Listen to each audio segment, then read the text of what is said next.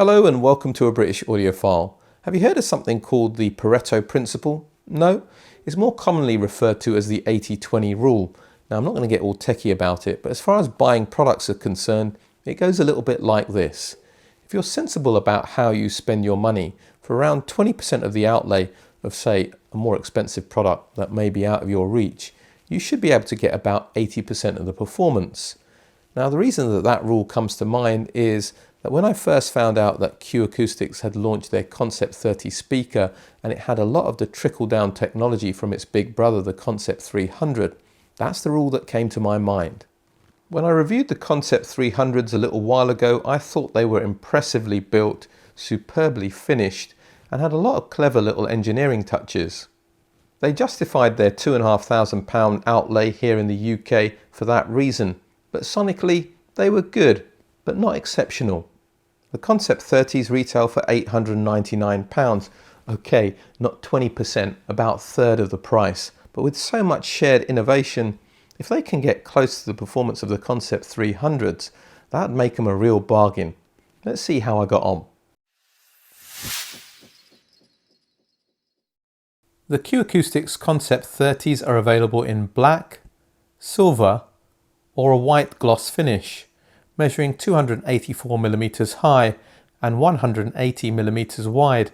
These speakers are deceptively deep at 319mm. Imperial measurements are 11.2 by 7.1 by 12.6 inches. Each speaker tips the scales at 7.9 kilograms or 17.4 pounds. The drive units are mounted to a 3mm aluminium baffle plate, which provides additional stiffness and damping, something that you rarely find on a speaker around this price. Both drivers are a new ground-up design. The 25mm 1-inch soft dome tweeter is hermetically sealed, which means it's airtight, and the unit is mechanically isolated from the front baffle. The 125mm 5-inch mid-bass unit has a 30.5mm 1.2-inch voice coil, which Acoustics claims gives a 50% increase in power handling over a more conventional 25.4mm 1-inch voice coil. The Concept 30 is a rear-ported design. Below the port you will locate two sets of surprisingly good quality binding posts for bi-wiring or bi-amping. It is not merely the aluminium baffle plate and the hermetically sealed, mechanically isolated tweeter which is trickled down tech from the Concept 300-500 flagships. The Concept 30 also has the gel core sandwich cabinet construction to minimise high frequency vibration, but just one membrane as opposed to two. Like its big brother, the 30 has point-to-point internal bracing using laser interferometry to ensure critical placement of those braces to suppress low frequency resonance whilst maintaining maximum internal cabinet volume. This model doesn't have the 300's more elaborate silo damp isolation base, but it still has two base plates separated by suspension spheres to which the crossover is also mounted. It's purported to isolate the cabinet from external vibrations. The speaker can be securely mounted to the optional QFS75 stand, taking its inspiration from the 300's tensegrity stand. It's about half the price at £349 and completes a modern minimalist aesthetic. Okay, so there's two questions right off the bat that need to be answered in my mind. What's the overall sonic characteristic of this speaker? And does it come close to the performance offered by the Concept 300s? Let's start with the first. It's clear with the Concept 30 that Acoustics were looking to maintain their house sound. Tonally, this is a warm, lush sounding speaker, which fits in very nicely with other models that I've heard within their range. What I'm trying to say here, it isn't a neutral sounding speaker. Nothing wrong with that. There's many a great speaker that doesn't claim to be all things to all people. So some of you looking for a leaner, cooler tonal balance will be looking elsewhere, but there'll be many people who'll be gushing over this particular characteristic. Breaking things down, bass is strong. For a speaker of this size, it has a reasonable bass extension. Officially, I think the -6 dB point is at 54 Hz. That might not seem like much, but what you have to bear in mind is that Acoustics is one of the few companies that's honest with this specification. So if you're comparing specs online and you find a similar price, similar size speaker that claims it digs down to the 30s, the likelihood is that that's a manufacturer fabrication. I found nothing to complain about when it came to the bass extension of this speaker. What's really impressive though is the balance between bass weight and bass definition. It has real mid-bass punch, which gives it a really fun, engaging, dynamic kind of presentation. Sure, there's speakers with lighter, more anemic sounding bass that have tighter, more defined bass, but I just feel that Acoustic time and time again get the balance between these two particular traits just right. It's the mid-range that gives the Concept 30s its full, rich and smooth presentation. There's all the body you could desire to vocals and lead instruments. Even at this price, there might be speakers that stop and start slightly more quickly, making the transients a little bit more sharply edged and the decays a little bit more easy to reveal, but it isn't far behind the very best in this particular characteristic as well.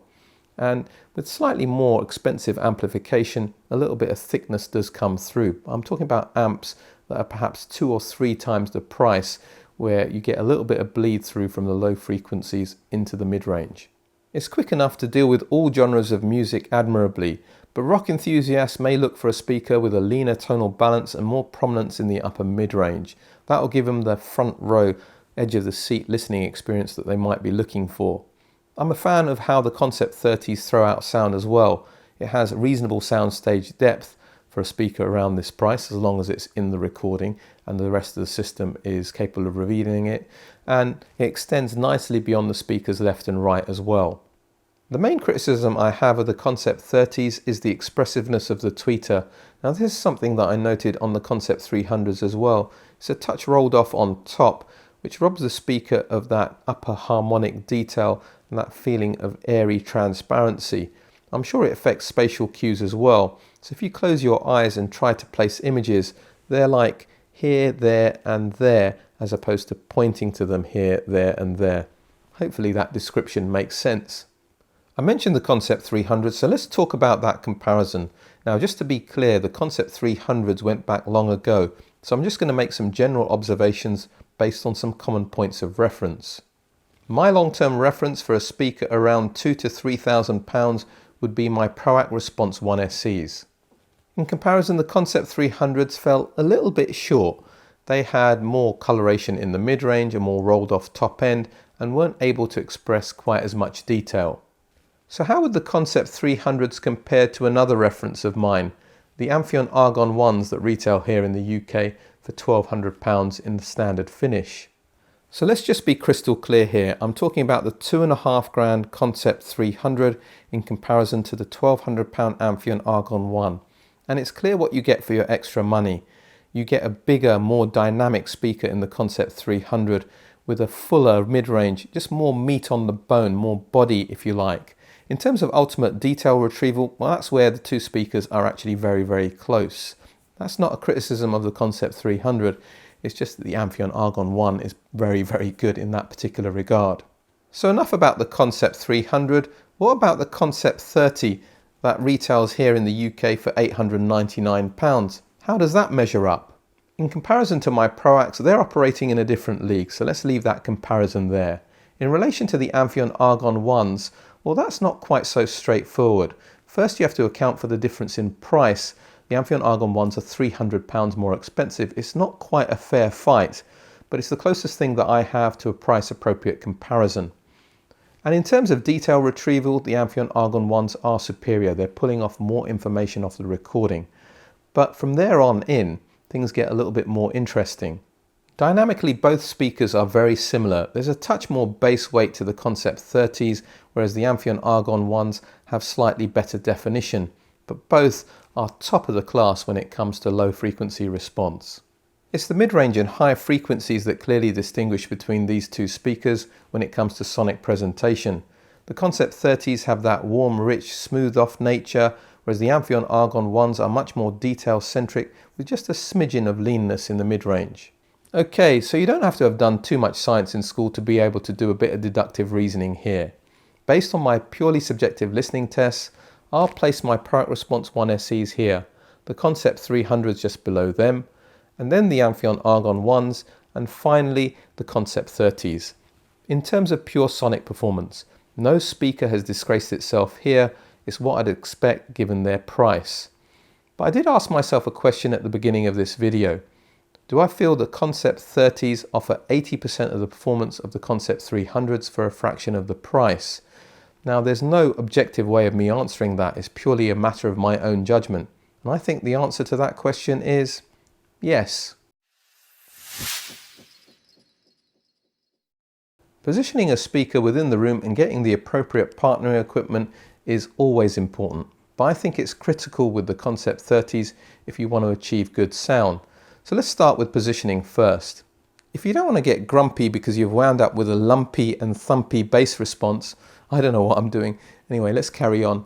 Those of you who watch my videos should know that if you want to get a decent bass response, you need to pull your speakers away from the walls unless they're specifically designed to work against walls. That's what I'm trying to say. The other thing I think that's important to get right here is that the speaker needs to have the right amount of tone. Now, I think in most cases, most of you are going to want to have it directly pointing at your ears or just missing your ears. That means pulling the speakers slightly wider apart and a slightly more aggressive tone angle. That'll temper to some extent that recessed top end that I was talking about earlier, but the Concept 30s are also quite picky when it comes to amplification. And it isn't just merely a case of throwing money at the problem. It all depends on what you're trying to achieve. Are you trying to maintain the fundamental character of the speaker, or are you trying to temper it into something more neutral and balanced? I tried a whole bunch of amplifiers with mixed results, and I think it's important to share that with you now. The Iota VX SA3 at £399 is the type of amplifier that many people may be looking to use until they're eventually in a position to upgrade. No, it didn't work. This speaker places quite a bit of demand on the power supply of the amplifier, and in this particular regard the limitations of the Iota were all too apparent. Everything sounded flat and thin. It isn't a pairing that I would recommend. Currently in for review is the Cambridge Audio AXA35, which also retails here in the UK for £399. The AXA35 must have a stiffer power supply than the Iota. Given its price, it did a very good job of driving the Concept 30s. Tonally, the pairing was very much on the warm side. Time to get your pipe and slippers out. Stepping up in price, the Arcam SA10 retails for £750. It did very similarly to the Cambridge Audio in terms of its tonal characteristic and its ability to drive these speakers. For a similar price to the Arcam, you can buy SMSL's top-of-the-range VMV A2 amplifier with its 100 watts of Class D power into 8 ohms.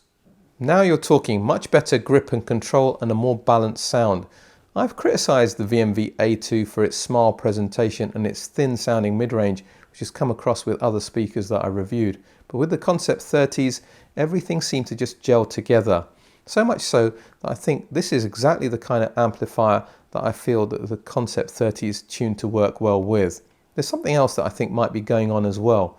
Class D amplifiers deal with any unusual dips in the impedance of a speaker much better than Class AB amplifiers. I haven't got the impedance plot of this speaker, so I don't know if that's the case, but that might be part of the reason why the VMV A2 did so well.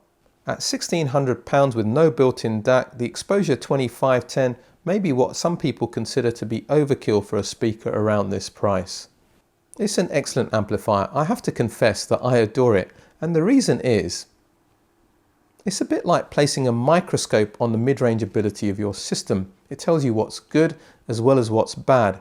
And what it revealed in the Concept 30s were how much more open the mid-range could be, how much more space you could get between the instruments. But that slight thickness in the lower mid-range that I was talking about earlier, that was there too.